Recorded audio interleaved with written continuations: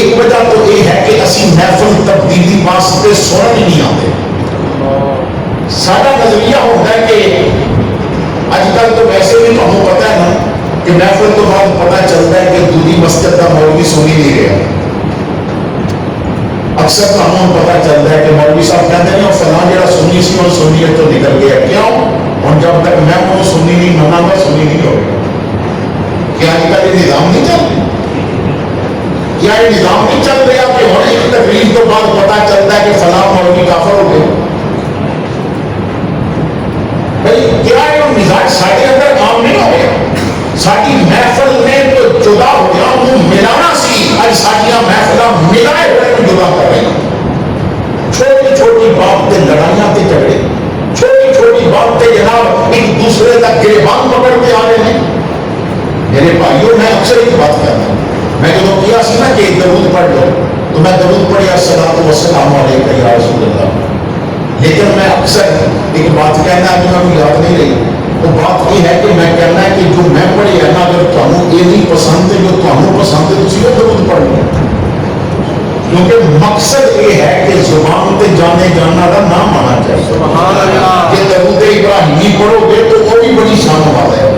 کہ درود تنجینا پڑھو گے تنجینا پڑھو گے تو بھی بڑی شان والا ہے. کہ درود ہجری پڑھو گے تو بھی بڑی شان والا ہے. تو میں تو کسی نے آخیا یہ صلاۃ والسلام علیک یا رسول اللہ تو پڑھتا ہے. میں کیا اس وجہ تو کہ میں نے درود پڑھن کا ڈھنگ احمد رضا بریلوی نے سکھایا ہوا ہے.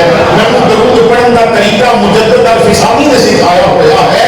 تو جب کوئی بھی بندہ درود پڑھے گا ساڈے ہاں نا اسی ضد نہیں جا جاتے ہیں جو میں پڑھیا تو ہی وہی پڑھنا. یہ ضد نہیں ہونی چاہیے.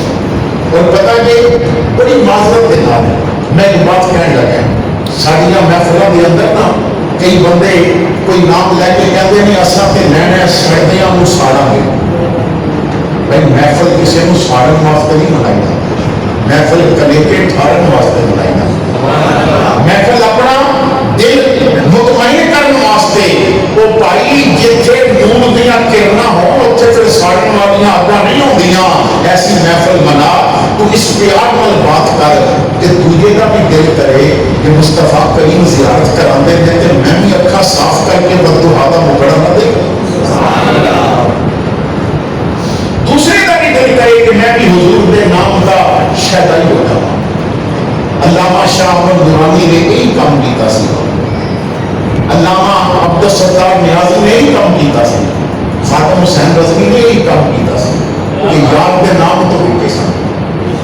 پتا کہ کروڑاں دیاں تتھیاں پیکج پا کے نا قدمیں رکھیاں گئی مگر لالچ نہیں آئی. اتنے تے چاہ دی پیاٹی تے لوگ وکتے ہیں مگر انہاں کا ایک ہی اعلان سی غلام مصطفیٰ بن کر میں بک جاؤں مدینے میں.